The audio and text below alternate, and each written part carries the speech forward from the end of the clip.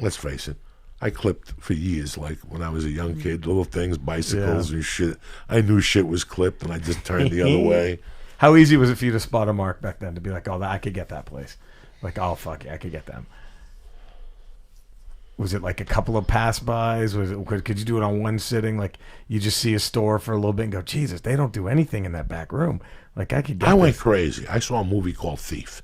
Yeah. In 1981, and that's it.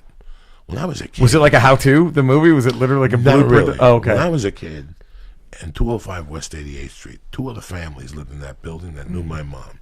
Oh, okay. That had known my mom well. Right. One was this black lady who was like a seamstress and shit in Manhattan, and they drank at night. I forget what her name was. She had like a mulatta last name. Yeah, sure. But the other two that lived in the building were a lady named La China. Okay. She was a Cuban-Chinese chick. Oh, and nice. her husband, Monguito. And I was about 5, maybe. Okay. And Monguito and me became tight. And I didn't know what Monguito... You know, when you're 5, you don't care what people do. No, right. But it got to the point where my mom would go, what do you want to do tonight? And I go, I'm going to order chicken delight and go upstairs and hang out with Monguito and La China. And for the first couple of times, Monguito would be in the bedroom, and the China would talk to me.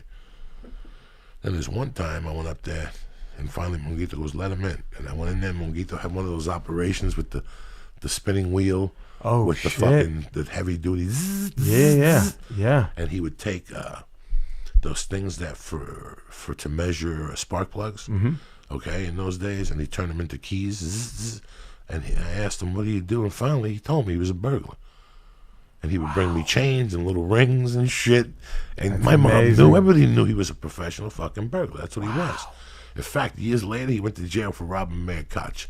He's the one that wrote No way. This guy was the real deal. Fuck. So I didn't see him for years after that, but him and her broke up or something. But I always had that vision of this dude was so cool. He was a thief. So what?